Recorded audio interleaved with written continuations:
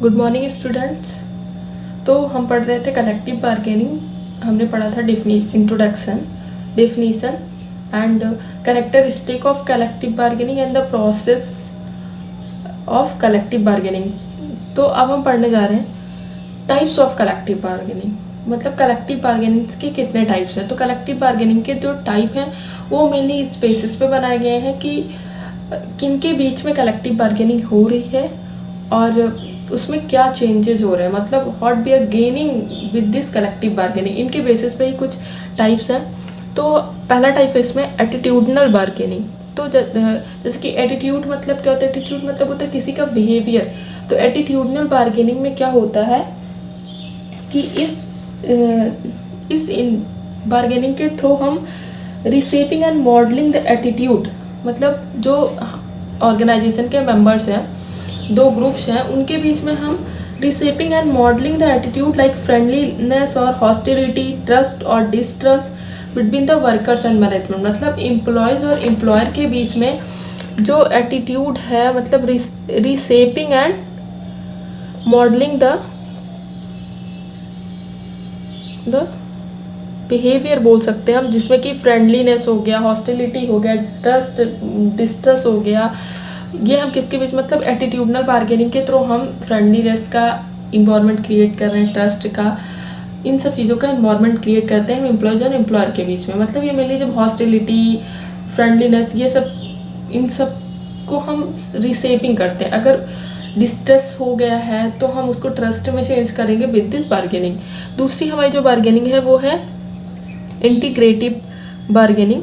इस इंटीग्रेटिव में क्या होता है, बिन बिन प्रोसेस बोल सकते हैं हम। इसमें क्या होता है कि दोनों जो एम्प्लॉयज और एम्प्लॉयर होते हैं, जो दो ग्रुप्स होते हैं बार्गेनिंग के लिए, वो दोनों को, मतलब दोनों पार्टीज का बेनिफिट होता है ऑफ बोथ पार्टीज। मतलब बोथ पार्टी जो होती हैं उनको जो है क्या कहते हैं, अपना जो उनका मतलब मेन गोल होता है बार्गेनिंग का, वो उनको मिल जाता है। जैसे कि हमने जो प्रीवियस एग्जांपल लिया था कि अगर एम्प्लॉय चाहते कि उनकी सैलरी बढ़े, जो कि 10,000 से 15,000 कर दी जाए, फिर दोनों के बीच में जब ऑफर्स और काउंटर ऑफर होते तो जाके 12,000 हो जाता है।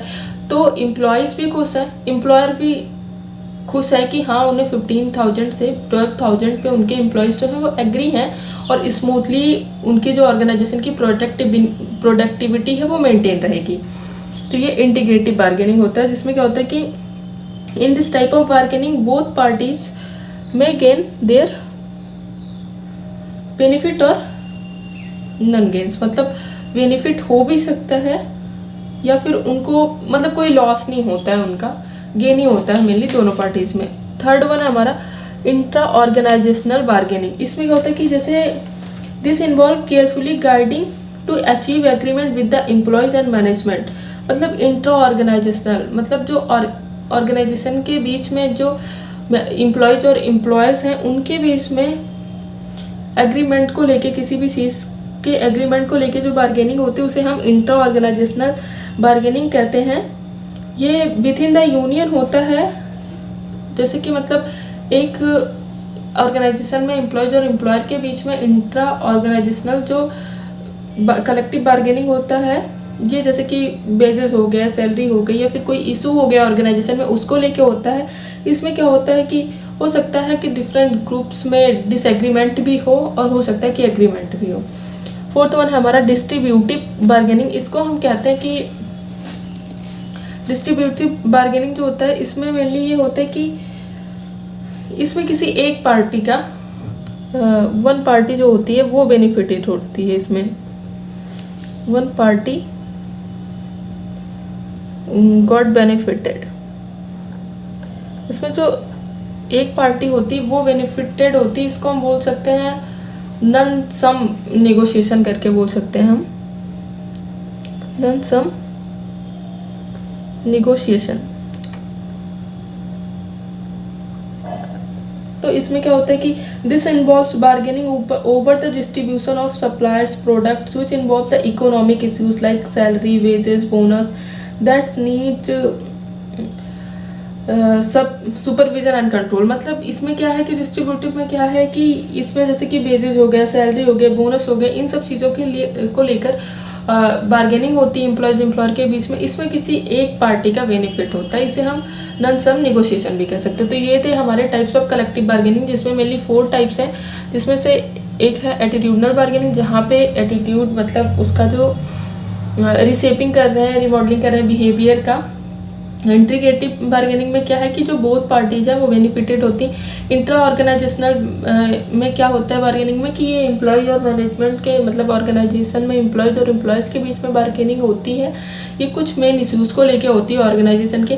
डिस्ट्रीब्यूटिव बार्गेनिंग में क्या है कि इसमें एक पार्टी जो है वो बेनिफिटेड होती है, इसे हम नॉन सम निगोशिएशन भी कह सकते हैं। इसमें क्या होता है कि जो सैलरी हो गई, वेजेस हो गए, बोनस हो गया, इन सब चीज़ को लेके बार्गेनिंग होती है एम्प्लॉयज़ और एम्प्लॉयर के बीच में। तो ये थे हमारे टाइप्स ऑफ कलेक्टिव बार्गेनिंग। अब हम देखते हैं स्कोप ऑफ कलेक्टिव बार्गेनिंग। तो जो स्कोप ऑफ कलेक्टिव बार्गेनिंग है, इसमें जो फर्स्ट वन है वो है वेजेस फिक्सेशन। सो जैसे कि हम पढ़ रहे हैं तो हमें पता चल रहा है कि कलेक्टिव बार्गेनिंग के थ्रू क्या है कि हम बोनस मिल सकता है एम्प्लॉयज़ को, वो अपने बोनस के लिए, सैलरी को फिक्स करने के लिए, सैलरी को बढ़ाने के लिए बात कर सकते हैं। तो कलेक्टिव बार्गेनिंग के थ्रू एम्प्लॉयज़ की वेजेस फिक्स हो सकते हैं किसी भी ऑर्गेनाइजेशन में, जिससे क्या होगा कि कॉन्फ्लिक्ट, कन्फ्यूजन जो है वो अवॉइड होगा एम्प्लॉयज़ और एम्प्लॉयर के बीच में। दूसरा है इंक्रीमेंट एंड बोनस पेमेंट, जैसे कि वो अपने बोनस और इंक्रीमेंट के लिए बोल सकते हैं एम्प्लॉयर को, तो जिससे कि उनका जो मतलब वो मोटिवेटेड होंगे। अगर उनको बोनस रिवार्ड होता है, बोनस अगर उन्हें बोनस मिल रहा है, वो मोटिवेटेड होंगे, तो वो ऑर्गेनाइजेशन की प्रोडक्टिविटी भी इंक्रीज होगी। कलेक्टिव बार्गेनिंग के through hours of work and over time को वो मैनेज कर सकते हैं। जैसे कि एम्प्लॉयज़ पे बहुत ज़्यादा ओवरलोड है वर्क का, उनके वर्किंग हावर्स बहुत ज़्यादा हैं, तो वो कलेक्टिव बार्गेनिंग के थ्रू निगोशिएट करके अपने हावर्स को कम कर सकते हैं। अपने ओवर टाइम के लिए वो उनके सैलरी बेसिस में ऐड हो सकता है, तो इसके थ्रू वो अपने वर्किंग हावर्स को कम करवा सकते हैं, ओवरलोड को कम करवा सकते हैं। नेक्स्ट है terms and condition of work. Bargaining, collective bargaining के थ्रू वो अपनी कोई डिमांड रख सकते हैं, वो अपना कुछ मतलब अपने जो वर्क की कंडीशन है, जो टर्म्स है, कुछ रूल्स रेगुलेशंस रख सकते हैं, वो कुछ अपने राइट्स रख सकते हैं वर्क के लिए जो एम्प्लॉयज़ होते हैं। नेक्स्ट है safety, welfare and health care. मतलब कलेक्टिव बार्गेनिंग के थ्रू जो है वो सेफ्टी होती है, एम्प्लॉयज़ की जॉब सिक्योरिटी हो गई, सेफ फील करेंगे वो, वेलफेयर होगा वो, और हेल्थ केयर की भी देख रेख होगा।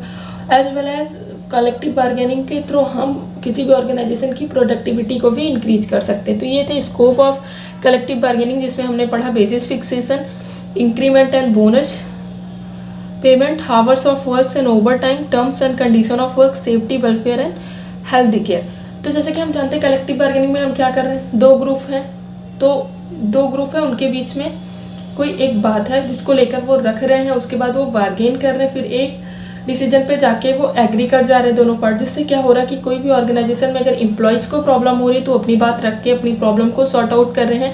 अगर एम्प्लॉयर को प्रोडक्टिविटी में कोई दिक्कत हो रही है या ऑर्गेनाइजेशन को रन करने में कोई दिक्कत हो रही है, तो वो अपनी कोई डिमांड रख के एम्प्लॉयज़ से हेल्प लेके अपने ऑर्गेनाइजेशन की प्रोडक्टिविटी को इंक्रीज कर रहे हैं। तो ये एक कॉम्प्लीमेंट्री प्रोसेस है।